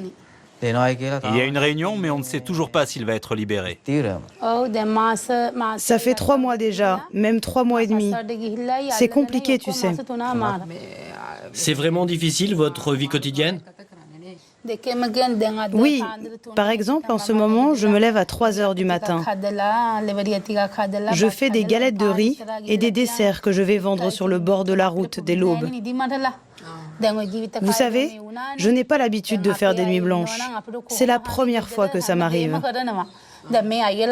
Si mon mari était là, il s'occuperait de tout. Le capitaine, il sait comment les femmes de pêcheurs vivent. Ce sont les hommes qui font tout à la maison. Et moi, depuis que mon mari n'est plus là, depuis 3 mois et demi, je suis totalement perdue avec mon fils.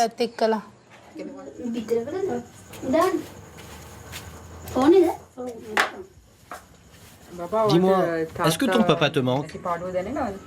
Bien sûr. Et qu'est-ce que tu penses de tout ça? Je suis triste. Quand mon père est là, il me ramène à manger et des cadeaux. Là, je me sens seule.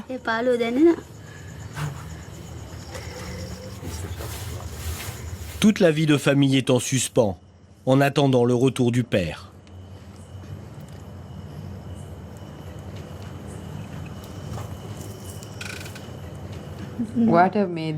Tu as envie d'être pêcheur comme ton papa? Non. Pourquoi? C'est trop dangereux à mon goût. Moi, je voudrais qu'il parte à l'étranger. Mais il dit qu'il ne veut pas me quitter. Il est comme ça. Quand son père s'est fait arrêter en Inde, il n'est plus allé à l'école pendant au moins 1 semaine. Il disait qu'il ne voulait pas me laisser. Il veille sur moi.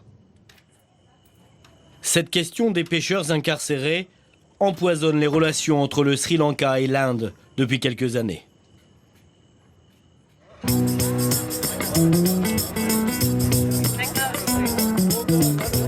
Dans le sud, un événement maritime se prépare. Dominique, toi tu peux aller avec Grégory, hein? Pierre Pringier veut promouvoir son savoir-faire. Il a convié des amoureux de la voile à une régate à bord de ses embarcations. Vous vous sentez prêts, les gars? On va les battre. Soit on finit premier, soit on ne finit pas du tout. Et Johan, c'est marrant, tu vas naviguer sur le bateau que tu as dessiné et prouver ainsi que le jute est meilleur que la fibre de verre. T'es content?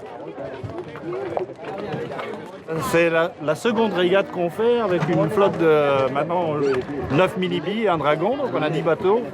Et c'est tous des gars, il y en a qui travaillent chez nous, le bureau de design est là, la fabrication est là, il y a Elodie et Julien qui sont là, il y a quelques expatriés qui sont là, donc c'est toute une famille de gens qui le sentent bien, quoi. Le drapeau orange, c'est le signal du départ. Il y a là une quarantaine de concurrents.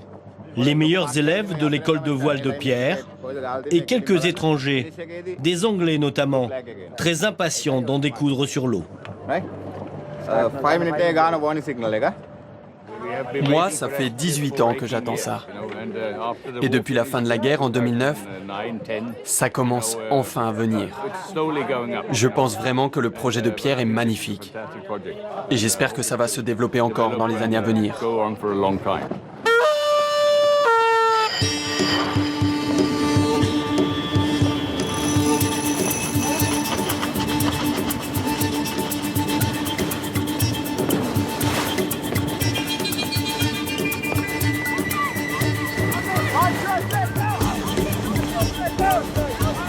Pierre s'est réservé son fameux mini-bi en fibre de jute. Et il compte bien remporter la régate.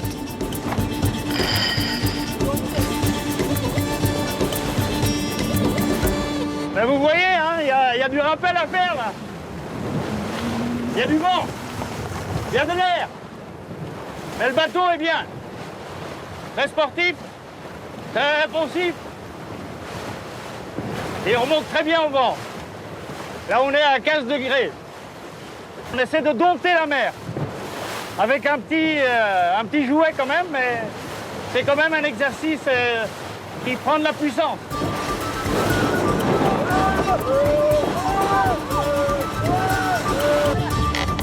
Roule, roule.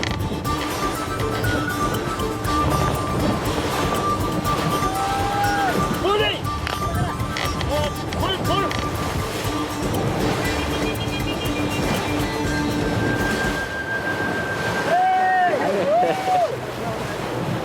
On a gagné. Et de beaucoup. Contre les rugby. Pierre, quant à lui, termine 3e, sans regret, car son objectif est atteint. Le bateau est fantastique en fait, mais on est parti trop tard là. Mais on était dans les 3 premiers, on a eu un excellent départ et on a une vitesse à peu près égale ou même supérieure. On est bon. Vous allez continuer à en faire des bateaux en jute? Sûr? Absolument sûr. Réussir le pari de l'écologie et du nautisme devrait prendre encore quelques années. Un nouvel horizon parmi tant d'autres, comme le symbole d'un renouveau enfin possible pour le Sri Lanka.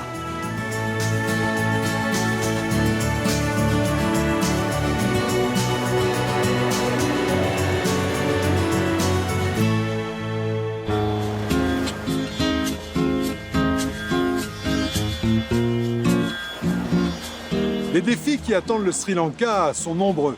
Mais vous l'avez vu, les charmes de cette île et la passion qui anime les habitants sont autant d'atouts qui redonnent aujourd'hui de l'éclat à cette perle de l'océan Indien. Toute l'équipe Thalassa vous remercie de votre fidélité. N'hésitez pas à nous suivre sur les réseaux sociaux, Facebook et Twitter. À bientôt et bon vent!